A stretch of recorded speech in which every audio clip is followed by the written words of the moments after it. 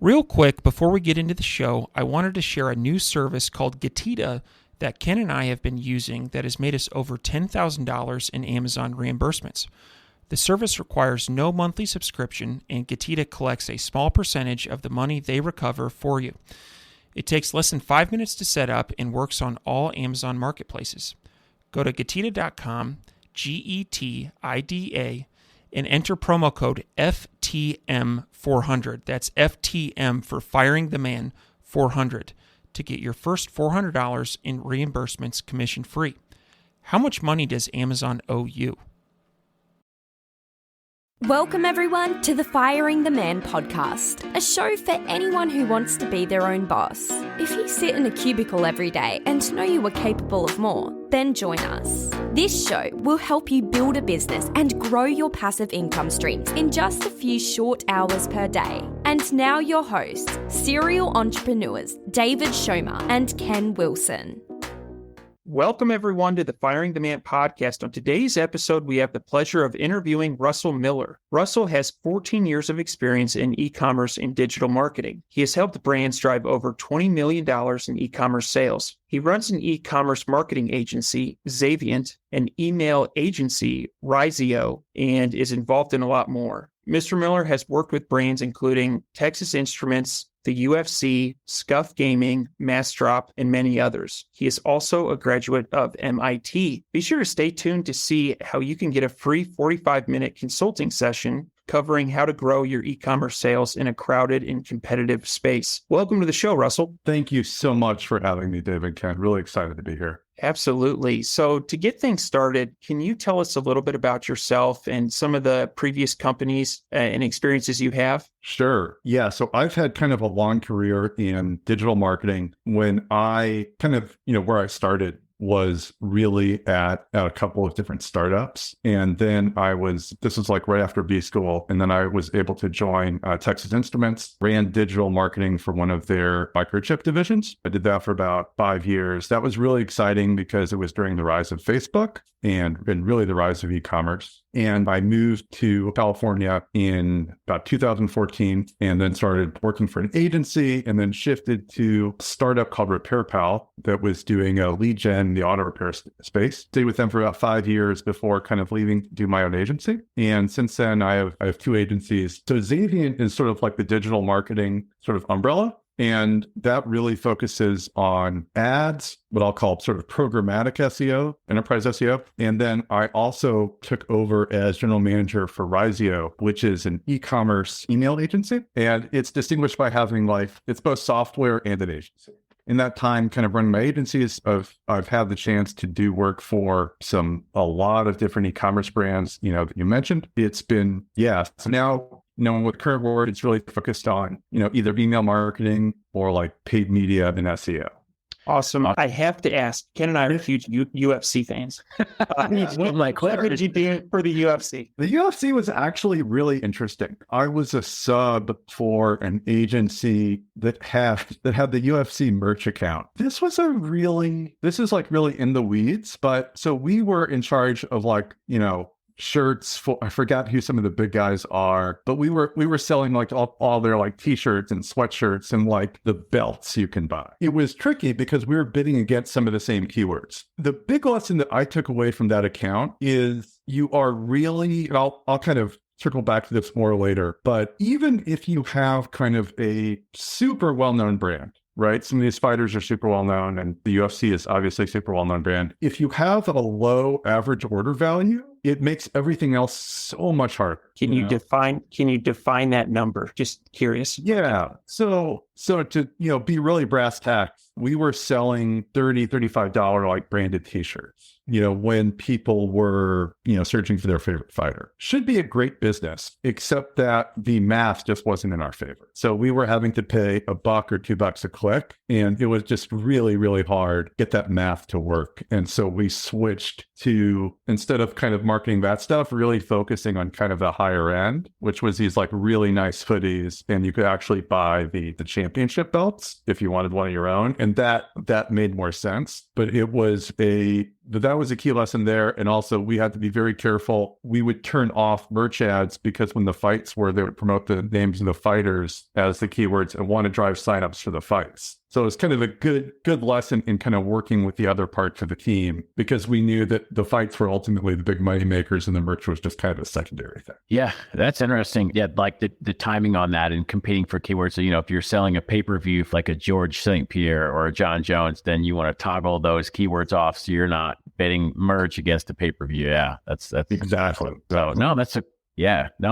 a cool, definitely huge UFC fans like hearing about that. Let's dive right in life cycle marketing for e-commerce now and how it affects your ad ROAS. So as I think of like life cycle marketing for e-commerce, you have product launch and then you have product retires or kind of sunsets off. And so everything in between, can you kind of speak to what your thoughts are on that? Should you spend more upfront, taper off? What's your strategy there? Yeah. So this was, I think, one of the big aha moments of my e-commerce career. So when I talk about lifecycle marketing, I'm really talking about the customer lifecycle rather than the product lifecycle. And here's my sort of aha story. For many years, I was focused on ads and direct sales. And the model was you bring a customer in and you try to make a sale. And maybe you retarget them. And it was a siloed approach because I would be one part, of a larger org with different marketing channels. I wouldn't necessarily see the bigger picture. What's happened to me since sort of expanding out into email marketing is I've really started to think about, as an e-commerce store owner, that you really need to think about the whole customer life cycle. And it's kind of a long-term approach to create the most value. When you think about your channels going forward, the job of ads is to make sales, but it's also just to acquire customer information. And so ads is a costly channel, whether it's on Amazon or anything else, as you guys know. Initially, when you do an ad and you look at your tracking, you're like, oh, I have a ROAS of or an ACOS of 1.1 or 1.3 or whatever. And that's not that great. Lifecycle marketing is basically, we're going to use channels that we own, like email and SMS and other thing, to amortize the cost of our customer acquisition, which is maybe an accounting way to look at it, but essentially, hopefully David appreciates that. I sure do. I thought, David's going to relate to that one. Speaking my language.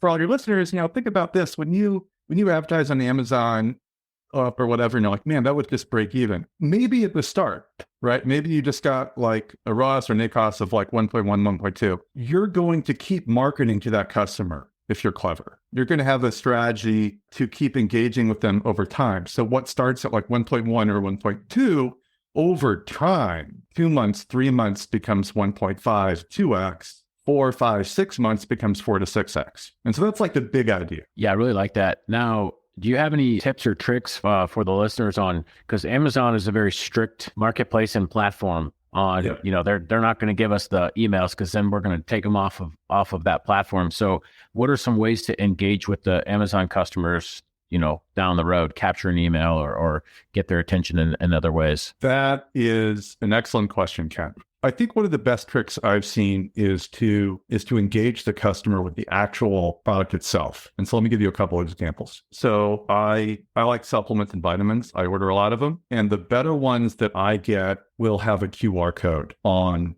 the wrapper that'll say, for 5% off your next purchase, scan and go here and give us your email. And I consider that a really cheap, effective way of acquiring a purchase, and any sort of, giveaway that you can incent in either the packaging or the actual product itself to acquire that email to keep going is just crucial. And to think about your offer, whether it's a discount on the next one, whether it's to be, put into a raffle, or whether it's to drive, user generated content, right? To get people to be oh, if it's something more I also buy fun little sports things like ping pong battles, show us using this and we'll feature you on our social media or something like that. But you control the unboxing experience as an Amazon seller, not Amazon, which is what I would encourage you to think about. I like that. I really like that. And warranties is one that we're giving a try to on a product that seems reasonable to sign up for a warranty. And so I really like that. And the percentage off the user generated content. And so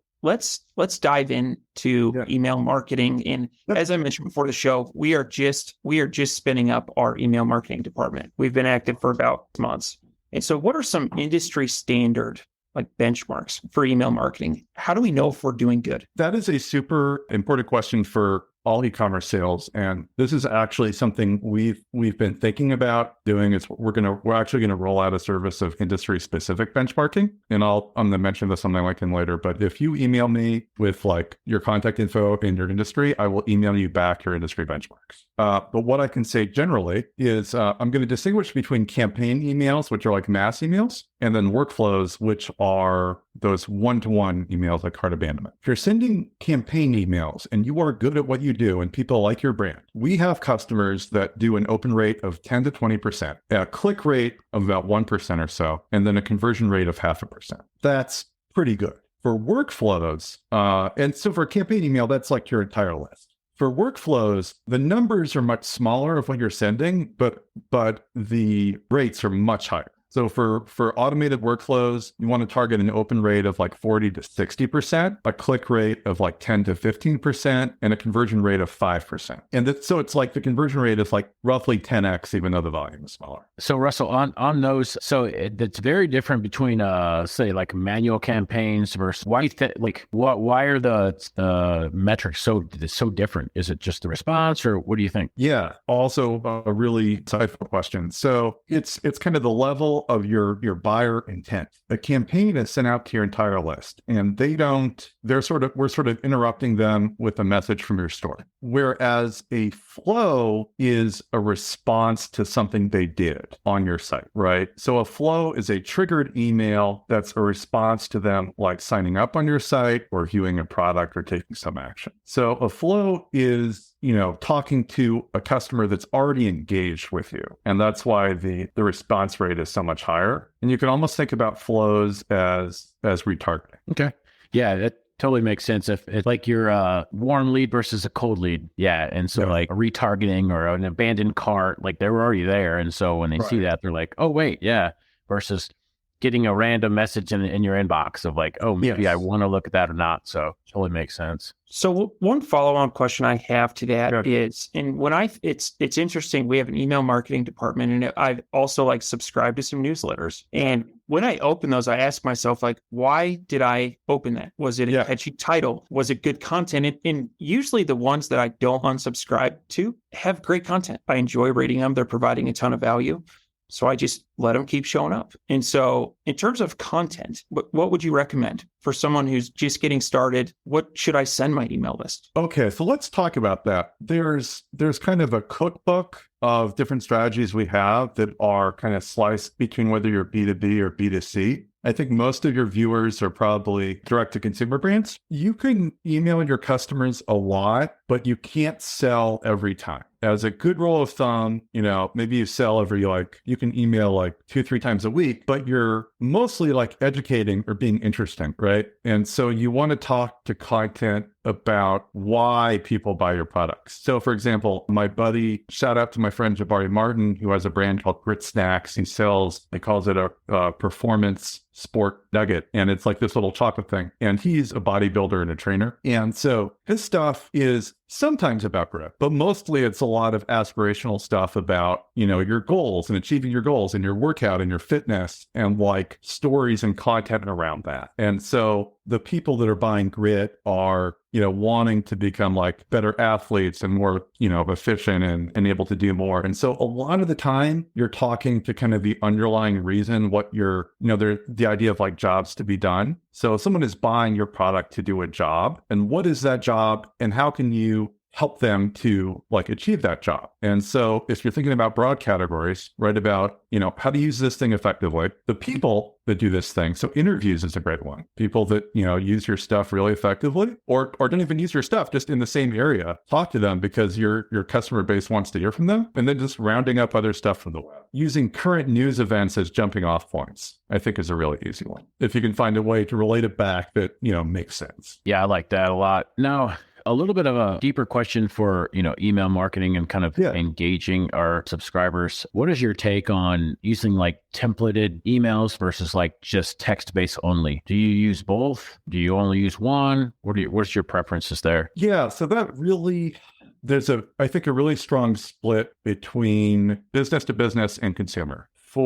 and then kind of products versus everything else. My agency just focuses on products. For people that are doing, B2B email where it's like services or everything, go with text, right? People that are buying consulting don't really want like a big splashy template or whatever. But for our universe, I think templates are important, but templates shouldn't mean cookie cutter. All I mean by it is we're going to build out a graphical email, which has good photography of the products. When you're thinking about your email strategy and just investing in product photography is really important because that allows you to give the designer, either it's us or someone else, something to work with because we want to highlight your stuff and make people excited about that. We can't do that with just text, although text is an important part of it. So let me give you a slightly different example. One of our clients sells scientific equipment, things like ventilation hoods. Our picture of a ventilation hood will be what it is. With that audience, the guy who writes that, the copywriter who writes that has a master's in chemistry, and he's writing about some, very detailed product-specific attributes. And in that case, it makes sense to be more text-heavy. But if you're selling something that is most people can just evaluate off the bat, then I think maybe more aimed for the visuals. Okay. Yeah, that's interesting. What we've noticed is whenever a templated like product-based emails, we get way more conversions. And so if we're looking to, if it's a salesy type of email, we use the templated ones. And then if we're putting out an email to get feedback on something or we want replies, user generated content, then we go with the text-based because it just seems like we get more replies, like more of a one-to-one personal type of email with the text-based. And so yeah, I think now that is really, really a good point. Like I think gathering the user-generated content is super important. So maybe a text-based appeal might be better. The thing that I would A/B test there is using pictures of other UGC that you've got inside the text email. Yeah. Okay, I like that. If you happen to have it, and if you don't happen to have it, if you're hacking it, go have your girlfriend or your friends just like post what's all right. Get a quick UGC in. Right. I like that. Awesome. David, over to you. Yeah, so we've spent some time talking about what are good things to put in emails. Can we spend a little bit of time on what should not be in emails? Like what gets you in the penalty box or in that spam folder? What do you want to avoid? Yeah, also great. So this is going to be nerding out a little bit. So remember I said when you're setting up your email, set up a different domain for your email domain versus your store, right? Because God forbid you should ever get into spam jail. You don't want that to affect your domain itself. So if you look at any of the major brands, if you sign up for the Gap or anything, you'll see the email address is not from like Gap directly, but from like gapemail.com or something like that. There are some things you can set up there to kind of improve your reputation. It's kind of an alphabet soup. There are 3 acronyms, SPF, DKIM, and DMARC. And I'm going to explain it at a very high level. These are all ways of proving to Google, Gmail, that the person sending is actually the same as the domain. So it's basically, there's a little signed certificate that says, yep, this is really from my domain, this email, so that some sort of fraudster can't pretend to send an email from your domain. Try to set that up if you can. When you are collecting emails, make sure to give, an opt-out. So the United States is an opt-out country, which means we're just required to have an unsubscribe link, whereas Europe is under GDPR, and that's opt-in. So you can email whoever you want here. Make sure to give them a way to opt out, and the best way is to do it in the header. And then the other ways is use a warm-up service, which is what we do when we're getting someone ready, right? So if on day one, you set up this new domain and you're like, oh, cool, I'm going to email my list. Google doesn't like that. And the other email providers don't like it either. So you're very gradually kind of ramping that up. And you're actually starting with a warm-up service that puts your email list with other email lists. And essentially they robot email each other and open those emails to prove to all the email ESPs that like, oh, your emails are good emails because other people are opening them before you ever email like a real person. awesome. Yeah, I like that. That saves you from getting no replies and having a very low open rate, not due to, something you did, but due to Google. Or that's good. And I like how we're going deep on email. That's awesome. So the next question I have here I have a stat here. It says e-commerce owners need to shoot for 20 to 40% of sales from email. What size of an email list do you think a brand needs to have to get to shoot to that? Is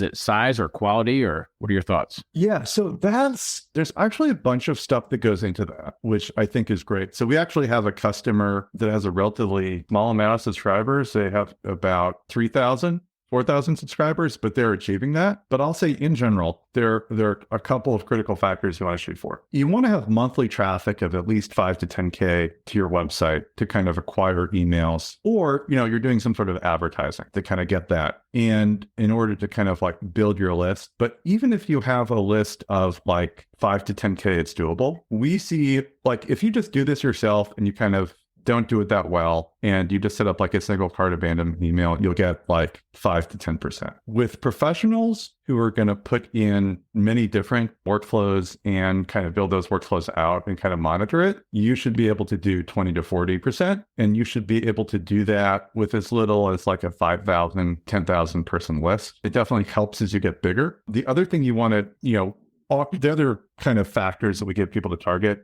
having a certain amount of traffic is helpful, as is having a high AOV. When I say high, I mean at least like $50 or $100, just to make the math worth it to like set up an email program. And then in terms of like when to bring in professional help, once you cross like around like 50, 60K in revenue, then it makes sense to maybe bring in some help to kind of scale it. Because if you kind of think about the math, if you're doing 50K a month in revenue, you're probably doing 5K a month in email, and someone else can probably add an additional 5 to 10K. So it sort of more than pays for itself. And a lot of the Amazon added sellers might have relatively low traffic to their site. So in early days, buy low cost traffic to get emails. So you're not trying to necessarily get sales. You're trying to find a low cost supply of potentially interested people you can market to for a while. Can you go into this a little bit more on how to do this? Yeah, let's talk about, kind of the world out there. So if there's demand fulfilling, which is Google, people are searching for your product category, that's kind of expensive. And there's demand creating, which is more like image ads. And that would be like the Facebooks and the TikToks of the world. Run a bunch of Facebook campaigns with the goal of just collecting an email address, or buy lists. They don't tell you to do it, but like think about doing it, because your whole goal here is to like, if you're running a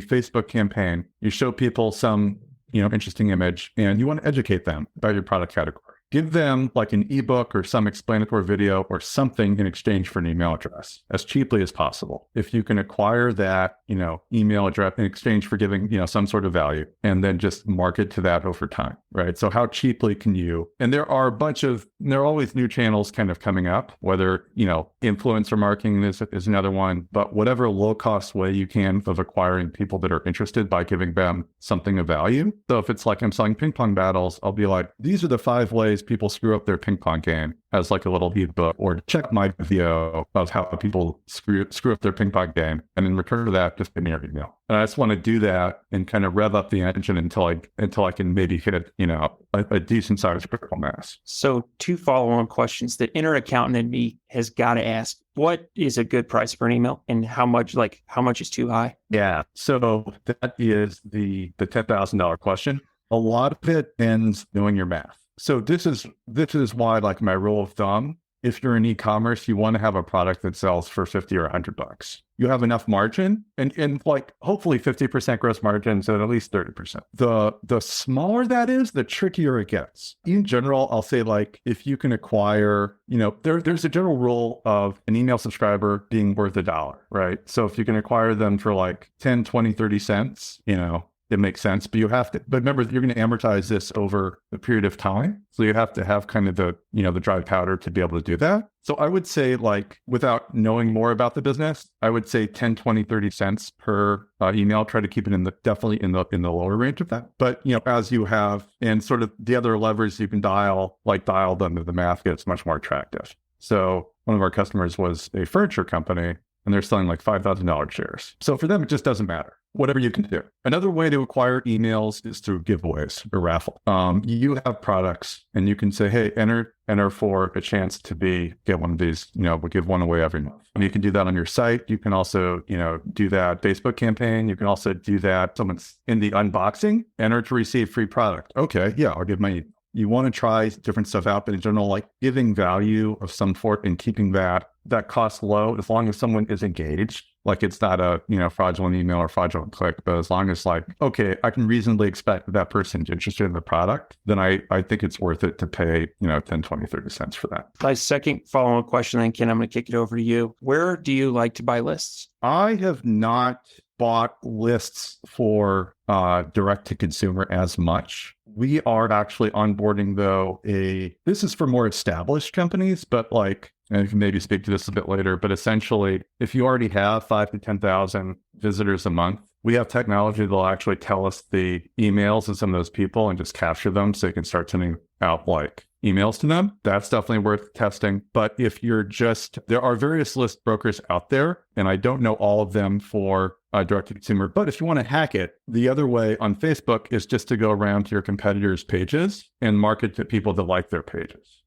I like that. All right, Ken, over to you. Sure. No, good stuff. So to kind of bring it up a little bit at a higher level here, what are the top 3 revenue generating email campaigns that you normally recommend to run? Yeah. So if you're sort of starting out, you're doing nothing else, you want to do a welcome email, a cart abandonment, and a product abandonment. So everyone knows about the cart abandonment. So I'll just talk about that first. But the cart abandonment, if in your marketing funnel, those are the people that are the most, say, like down funnel, ready to buy, right? So they put it into their cart and then left for some reason. So that is going to have the highest conversion rate, but the lowest volume because it's at the very bottom of the funnel. You should definitely have that set up. You should hit people up a couple of times once they're in that stage. But what a lot of people forget is the other parts of the funnel. So the welcome series goes out to everybody who subscribes, and that's where you're going to educate your customers about the product and the brand and you and your story and build trust over time. And then you're going to, ask them to purchase. So in other words, they hit your site, maybe they're an ad visitor, and then we're going to bat because most, paid traffic has like a 70% bounce rate. You capture that email, you have 2 or 3 more chances to talk with them. And that's like build up the story of like who you are, what you're about, why you're a good guy, and kind of like how you can help them out. And then there's product abandonment, which is maybe the least known, which is essentially saying, we're going to get you sort of at the middle of the funnel, which is you've looked at a product. So you've been to the site at least once, and now you're a little bit deeper in, but you haven't added it. The conversion rate is lower than like the cart abandonment, but it's 5 times the volume. So it ends up being, it usually outweighs the revenue of the cart abandonment. Interesting. Very nice. How do you capture the emails of anonymous users? Yeah, so that's really interesting. So essentially, when you, like, let's say you sign up for one of these lead gen sites, like, apply for a credit card in your wallet or something like that. They are part of these large networks that cookie you and then try to, sell you different ads. And so we're working with a technology partner that is essentially, when you sign up for these, you're cookied. And your email is hashed. It's coded with this thing called an MD5 hash. So we have a tech partner that has bought, 100 million emails and then also run them through the same hash. And so all we're doing is a lookup. We have an anonymous visitor with an MD5 hash. We have a huge table of other MD5 hashes. And if we match, we're going to be like, oh, that's probably this guy. And if he's active on the site, then we're going to fire him. But it only works if your site has, because we're not going to be able to identify everybody. We want at least 5,000 to 10,000 visitors coming through, to sort of get the volume. But essentially, it's sort of boiling the ocean. It's getting all the email addresses we can, hashing them, and then seeing if there's a match. That's awesome. Yeah, we've been testing that out. It's working wonderfully in our company. All right. So Russ, can you share with the audience how to use email to drive reviews and user-generated content? This is probably one of my favorite questions here. That is super important because it feeds into everything. I'm a fan of paying people. Like, do whatever you have to do. The way we normally implement it is a certain amount of time after a product purchase, we're going to hit people up for reviews and user-generated content. And so that's actually whatever review program or UGC program you sign up with, we wire that into the email, and then we sort of send that to them on a certain interval after their purchase. We want to do it in such a way that we only get good feedback, because we don't want bad feedback from the store. So that's really critical. We want to tell people that, hey, if you've had a great experience, go here, leave us a review. If you have not had a great experience,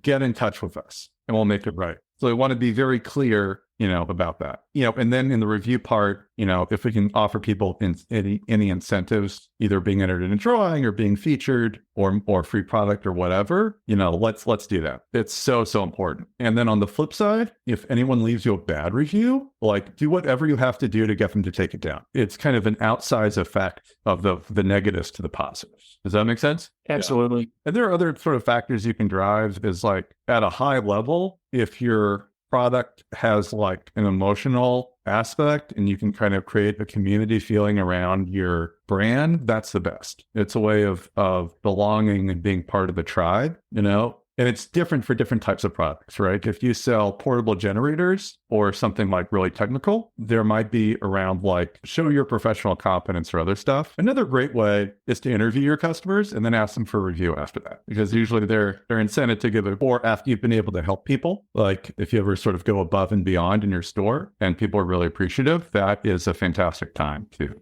ask them. But gathering those reviews and piping them out to all your channels is so important. Very nice. Very nice. Why don't we turn the corner and talk about Zavient and Ryzeo and how they can help e-commerce businesses? Oh, that's awesome. So we spent a lot of time talking about email. So I'll start with Ryzeo. So Ryzeo, I took over as general manager about a year ago. We drive about 20-30 million top line for the other businesses every year. If you have doing 50-60K in sales and you have 5,000-10,000 visitors a month and you're only getting, 5 to 10% of revenue from email, we're going to analyze what you're doing, put in a bunch of other series, and then start testing stuff. And we have sort of two different plans. We have kind of a more kind of cookie cutter one, which is more low touch, and then a higher touch one for the bigger brands. So if you're in the maybe sub 2 million a year space, we're going to set up our system for you, which is going to get you probably 15-20%. For the brands that are doing maybe 4 or 5 million, it's that plus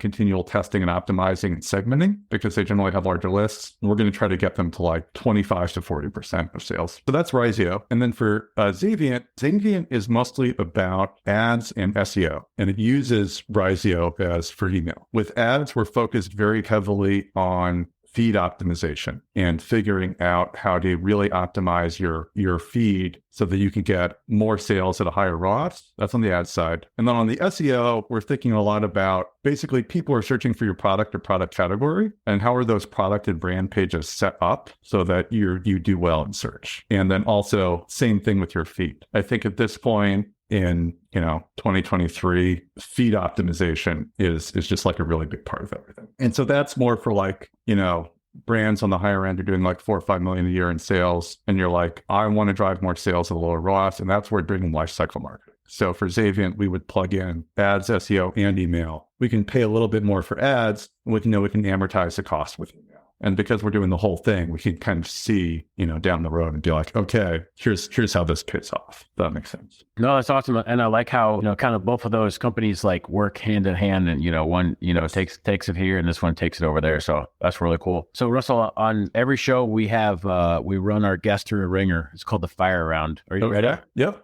Excited. All right. What is your favorite book? Okay. So I think the book that I had two, and they're both kind of similar. One is called Succeed by Heidi Alverson. The other one is called Growth Mindset by Carol Dweck. Succeed is a lot more practical. It has really practical habits for how to be more successful.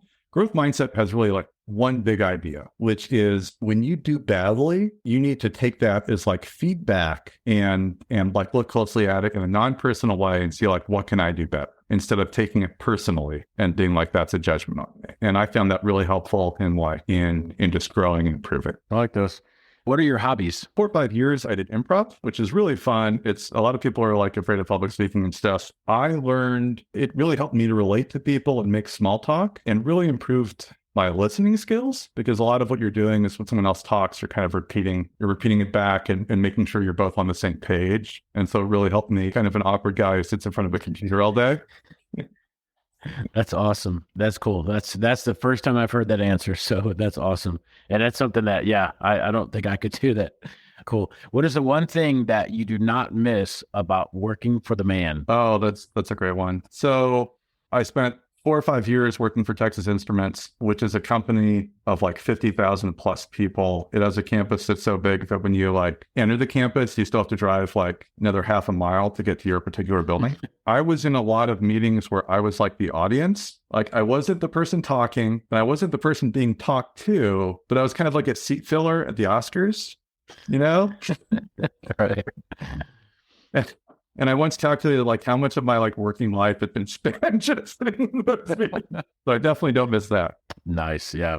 All right. Last one. What do you think sets apart successful e-commerce entrepreneurs from those who give up, fail, or never get started? I think a lot of people would answer this question, something inspirational about persistence and grit and stuff. And I'll say that's an important quality. And you should definitely have that quality, but I think everyone gives that answer. So I'm going to tell you the answers that I've gotten from like more like the School of Hard Knocks, like just the really brass tacks. You need a high margin. You need a high gross margin because that allows you to invest. You need a high average order value because the cost of ads, it's always going to be $1 or $2 a click. And if you're selling a $20 product, the math is not on your side. You need a good niche where you're like, okay, I can dominate this. I'm excited enough about it. Like I get the people to do it. I can work at it. And then you need good SEO. And you're like pumping out a lot of content, videos and stuff about like that content. And you're going to like, I have this one weird thing and son of a bitch, if anyone searches for this on YouTube or any of the other places, they're going to find me. So that's kind of like my formula for it. Okay. I like it. That's really cool. Kind of an all around solid. Awesome. So David, do you want to close out the show? And I think Russell's got a couple of links here in the show notes. So Russell, if people are interested in getting in touch with you, be the best way. Yeah. So if you are kind of an e-commerce business on the larger end, doing a couple million or more in sales, and you want help with your whole digital strategy, go to calendly.com/Zavient/growth_chat. You also just find it on the website, Zavient.com. If you want help specifically on email, go to calendly.com/Ryzeo/call, or just go to the website, Ryzeo, RYZEO.com. And the other one is Zavient, ZAVIENT.com. Awesome. And we're going to post links to all that in the show notes. Russell, want to thank you for being a guest on the Firing the Man podcast and looking forward to staying in touch. Thank you guys so much. Before you go, we wanted to share a new service that Ken and I have been using called Getita that has made us over $10,000 in Amazon reimbursements. The service requires no monthly subscription, and Getita collects a small percentage of the money they recover for you. It takes less than 5 minutes to set up and works on all Amazon marketplaces. Go to Getita.com, Getida.com, and enter promo code FTM400. That's FTM for Firing the Man 400 to get your first $400 in reimbursements commission free. How much money does Amazon owe you?